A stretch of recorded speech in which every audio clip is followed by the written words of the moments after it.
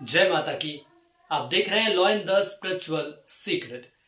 कैसे आप सब कुशल होंगे, मंगल होंगे। हम यही कामना करते हैं आपके लिए, और एक बार फिर आपके बीच मौजूद हैं एक और खास जानकारी लेकर।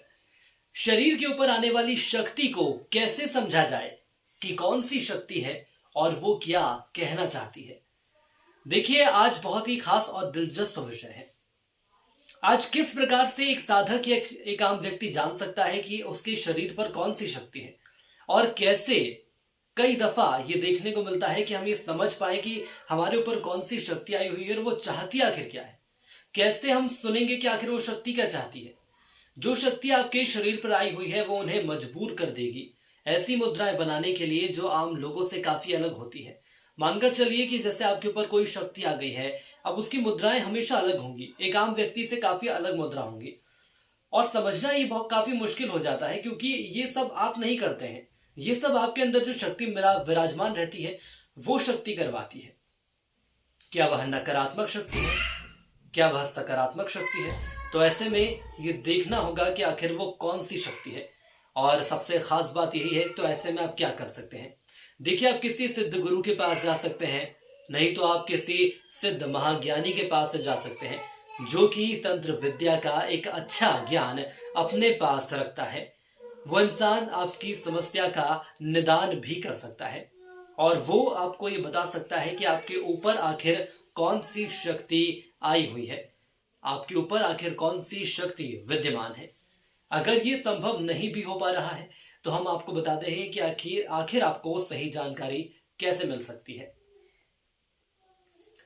जो मैं जानकारी आपको बताने वाला हूं बेहद आसान जानकारी है, और आप कहीं और आपको जाने की जरूरत नहीं है, ना ही किसी बाबा के पास, किसी तांत्रिक के पास, किसी और ऐसे व्यक्ति के पास जो आपसे पैसे ले ले, आपसे पैसे रख ले, या किसी ऐसे व्यक्ति के पास जिसको सवारी आती है।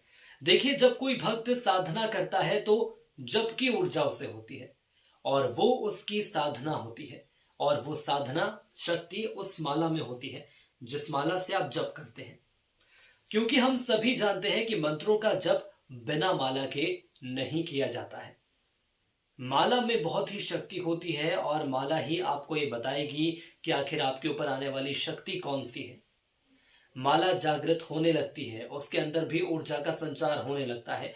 जिस श्रद्धा भक्ति भाव के साथ हम पूजा पाठ करते हैं, साधना करते हैं, माला भी शक्तिशाली हो जाती है, जागृत हो जाती है।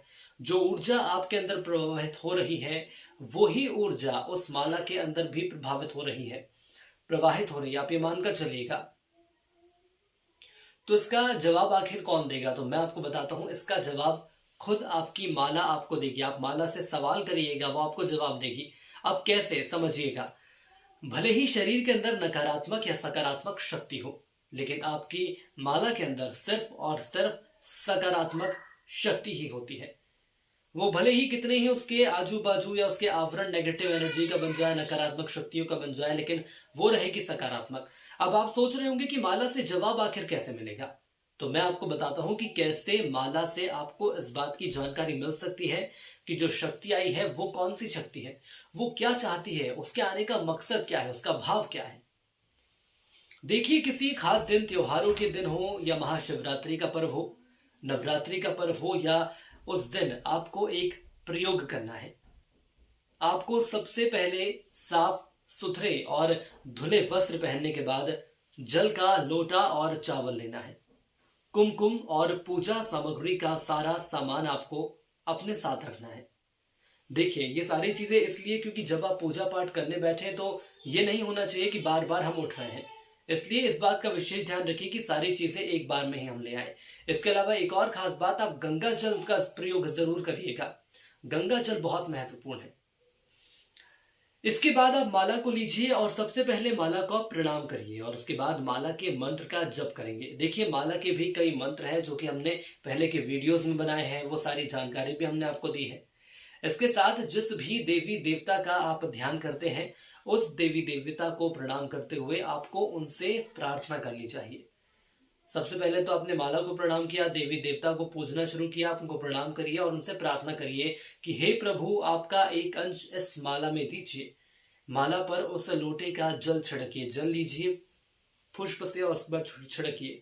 सुमेरु को आपको अपनी तीसरी आंख के समकक्ष रखना है, लेकिन ध्यान रखिए कि बिल्कुल समानांतर होनी चाहिए। तीसरी आंख से आप समझ पा रहे हैं मैं क्या कह रहा हूं? तीसरा नेत्र आपका यहां होता है, आपको समकक्ष रखना है उसके। उसके बाद माला से पूछना है और पूरे विश्वास के साथ आपको माला से कहना है कि जो भी जानकारी है वो आपको बताएं, और मैं आपको बता रहा हूं कि वो सारी जानकारी आपको मिलेगी, सत्य। लेकिन यहां पर आपको एक बात ध्यान रखनी है, यह एक प्रयोग है और वो प्रयोग उसी भक्त या साधक कर सकते हैं जिसने अपनी माला पर 1.25 लाख जप किया हो। यदि कोई नया भक्त इस प्रयोग को करे तो ये प्रयोग नहीं होगा, फिर आप हमसे बोलेंगे कि ये प्रयोग नहीं हो रहा है। तो पहले तो ध्यान रखिए कि क्या उस माला को जागृत किया गया है। 1.25 लाख बार आपने उस मंत्र का जप किया है जिस मंत्र से माला को जागृत करना है, क्योंकि 1.25 लाख मंत्र से ही माला जागृत होती है। और नए साधकों को माला जागृत करनी होती है, उनकी माला एकदम से जागृत नहीं होती है। ये वक्त लगता है, इसमें समय लगता है, इसमें भक्ति लगती है, श्रद्धा लगती है। और इसके बाद जो आपका सवाल है वो सवाल आप अपनी माला से पूछ सकते हैं। अब भाई और सोच रहे होंगे कि आप, मुझे लग रहा है कि हो सकता है आपकी जो मन में है शंकाएं वो दूर नहीं होंगी, क्योंकि माला कुछ कहेगी नहीं। जाहिर सी बात है, देखिए माला कुछ नहीं कहेगी, लेकिन हाँ और ना में आपको जवाब मिलेगा। कैसे, आइए जानते हैं। अगर हाँ में जवाब है तो माला अपने आप घूमने लगेगी, यानी कि रोटेट होने लगेगी। और अगर आपका जवाब न में है तो माला जैसी है माला वैसी ही रहेगी, उसकी स्थिति में बिल्कुल भी परिवर्तन नहीं आएगा। ये मानकर चलिए, लिख लीजिए और विश्वास रखिए कि ये प्रयोग 100% काम करता है। लेकिन ये प्रयोग कब काम करेगा? जब सच्ची श्रद्धा के साथ आप इसे करेंगे, तभी ये प्रयोग पूरी तरह से सफल होगा। बहुत खास जानकारी मैंने आपको दी है, लेकिन यहाँ पर एक बात आपका ध्यान आप जरूर रखिएगा कि आपकी माला जो है वो सिद्ध हुई है कि नहीं हुई है। यदि आपकी माला सिद्ध नहीं हुई है तो मैं आपको बता देता हूं कि ये प्रयोग करने से आपको कोई फायदा नहीं होगा। पहले आपको अपनी माला सिद्ध करनी पड़ेगी, उसके बाद पता चलेगा कि जो आपके शरीर पर आई शक्ति है वो क्या है, वो कौन सी शक्ति है, वो क्या चाहती है, उसके आने का मकसद क्या है। ये सारे सवाल और जवाब आप माला से पूछ सकते हैं। ये सारे सवालों के जवाब मिलते हैं, और ये मैं जो कह रहा हूं ये कई लोगों के अनुभव के आधार पर कह रहा हूं। जो हमारे मित्र हैं, जो कई ऐसे भक्त हैं जो कि आध्यात्म के मार्ग पर आगे बढ़ चुके हैं, उन्होंने खुद हमें बताया है, वो खुद हमें आकर बताते हैं कि जो आपने हमें प्रयोग बताया ये कितना सफल हुआ है। देखिए प्रयोग जरूर सफल होगा, लेकिन आपको हमेशा सकारात्मक शक्ति रखनी है। सबसे मैंने पहले आपको क्या बताया है कि आप माला को लीजिए, पहले तो पूरी पूजा पाठ की सामग्री आप रख लीजिए। उसके बाद आप माला को लेंगे, माला को आपको गंगा जल से उसको पूरी तरह से उस पर जल छिड़कना है। जल कैसे छिड़केंगे? हाथ से नहीं छिड़केंगे, आप जल छिड़केंगे कलश में रखे हुए गंगा जल से। आप पुष्प लीजिए, पुष्प का पौधा, पुष्प जो रहता है उसका आप उसमें लोटे में डालिए, और उसके बाद उस पानी को छिड़किए। और उसके बाद वो माला पहले तो प्रभु के चरणों में रखिए और प्रभु से ये प्रार्थना करिए कि हे प्रभु, हे शक्तिशाली, हे परमेश्वर, आप एक अंश इस माला के अंदर जरूर दीजिए। क्योंकि यदि 1.25 लाख बार आपने उस माला से जप कर लिया है तो ये मानकर चलिएगा कि वो माला आपकी जागृत हो गई है। उसके बाद उस माला को अपने समानांतर रखिएगा, अपने तीसरे नेत्र के सामने रखिएगा। और उसके बाद आप ध्यान पूर्वक बिल्कुल शांति से, कोई आप जल्दबाजी नहीं करेंगे, हबड़ तबड़ नहीं करेंगे, एक शांत अपने कमरे में बैठ जाइए भगवान के सामने। और उसके बाद आप सवाल करिए। आप मानकर चलिए कि जो ऊर्जा आपके अंदर प्रवाहित हो रही है वो ऊर्जा उस माला में रहती है, और वही ऊर्जा आपको सही जानकारी देगी। तो मैं उम्मीद करता हूं कि जो बेहद खास और तर्कों के साथ मैंने जानकारी आपको दी है, ये जानकारी आपको जरूर पसंद आई होगी। पसंद आई तो जरूर से वीडियो को शेयर करिए, क्योंकि ऐसी सही जानकारियां लोगों तक पहुंचना बहुत जरूरी होता है। यदि आपको हमारा वीडियो पसंद आया तो लाइक जरूर करिए, चैनल को आप सब्सक्राइब भी कर सकते हैं।